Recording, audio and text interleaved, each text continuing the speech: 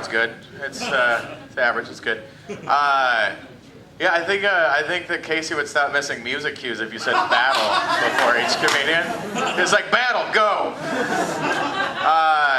I'm happy to be here tonight. This is the closest I've ever come to doing comedy in a medieval times, except for that time that I did comedy in a medieval times. Also, with what is it? Five. I can count. With 5 baseball games going on, that means you either have to listen to me or get into a sport that no one watches anymore. So there you go.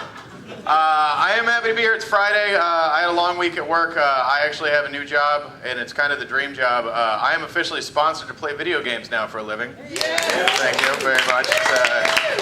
It's a good life. I realized it's a lot easier than I thought it was when I was a kid, because really all you have to do is find a sponsor, and my sponsor happens to be the Department of Unemployment. So it's great. They only care that I'm good at one video game, and that's called lying about looking for jobs. So pretty good at that one. But the weird thing about being unemployed, though, is I had to actually look for a new car, because if you're unemployed long enough, you start to lose cars because you buy shitty cars. And I was looking at cars, and I went to a dealership, which is not a good idea. And they were showing me cars with OnStar in them, which basically turns your car into a tattletale. Because I don't know if you guys know about OnStar, but OnStar, if you hit something with your car, it immediately alerts the authorities. That's how I see it when they market that thing. That's all I'm saying. And I don't have health insurance, so there's not really anybody you can call that's going to help me in that situation. Like, an ambulance is going to show up and be like, it's that way. They're not there for anything but direction. But I do think that OnStar could have helped me out a lot if there was a potency level for the amount of weed that's in the car. If it could just tell me the closest drain pipe that I can maybe store some shit in and come back later and pick up. Because I know people are on their way, but just give me a heads up on that one. So they stopped showing me cars with OnStar in it, and they just started showing me cars with a Coinstar in it, which just reports back to my mom how much money I still owe her, so that's always fun. That's what I do for a living. However, other thing I've been doing a lot of lately is watching a lot of TV, which is a pastime of mine. I enjoy it quite a bit. However, I've been watching TV so much that there's one commercial that still gets to me, and it's the Sad Dogs commercial. The one that just shows just montages of sad dogs and then asks you for money. That's not fair. The other thing, though, is that caught on enough to where now there's just all kinds of sad animal commercials. There's sad tiger commercials now where they set a camera up and they're like, normally poachers would be where this camera is. And I was like, really? Maybe you should just put cameras everywhere. I would watch live cams of tigers. That would prevent poachers. Let's do that instead of asking me for money. However, the weirdest thing about that commercial, though, is they do this weird superimpose effect where it shows 2 tigers, oh, what's this camera doing? And then a bulldozer goes behind them, and I was just like, is the bulldozer hitting the tigers? Is that the problem? Because if so, these are some dumb tigers, and maybe it's a good thing we do have them in captivity.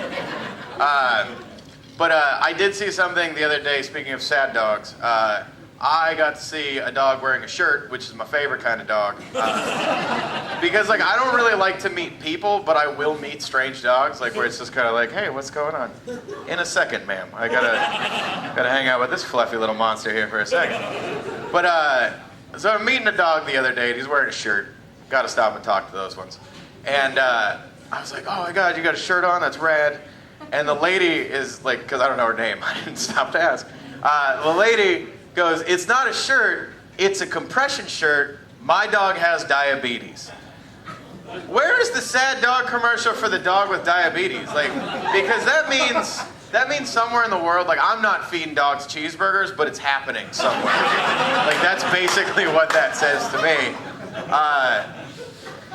And yeah, I would still give those dogs money before I give third world orphans money. Screw those kids. They're not adorable, and there's not a... I didn't choose to live in Morocco. I don't give a shit. I'm going to end you guys, I'm going to end everybody in this room. I'm going to leave you guys on this one. It might take longer than a minute, so I apologize. So I'm 28 years old, and I get reminders annually that I am a huge nerd. because every year for Christmas, since I was about 14 years old, I have been getting a dragon statue from my dungeon master's mom. Now, if you don't know what a dungeon master is, it is not a sex thing. It is the opposite of a sex thing. Like, it is the polar shift. Like penguins, polar bears, sex, DMs. Like, you cross the Tropic of +3 divisions, and then you're there. So every year I get a dragon statue for Christmas, but they've been degrading in quality, like the older that I get. And this year I get one, and he's still awesome because it's a dragon statue. Let's face some facts. And he's supposed to be like staring at a marble, like he's telling the future or something. Like most wizard and dragon statues have a marble that is centric to the statue in some fashion. This year, like this, because he's a psychic dragon. And he's hanging out, and he's looking at this marble. However, this year, whoever put this thing together forgot to put the marble in his hand, but still put the gob of hot glue in his hand. So I have a dragon statue that is staring at a clear and cloudy consistent liquid that is dried in his hand. And instead of looking awesome and proud of himself like you're supposed to if you're a dragon, he just looks ashamed of himself and kind of like he doesn't know how to masturbate. But when you look at the grand scheme of things, all in all, he is still really telling the future, because he's like, look, I've been watching you watch bootleg tapes for frickin' 6 months. This comes about every 20 minutes. Ooh, a double entendre. Didn't even realize that was coming out. Yes, I said entendre on stage and didn't screw up the definition. That is my time, ladies and gentlemen. I have been Justin Lentz.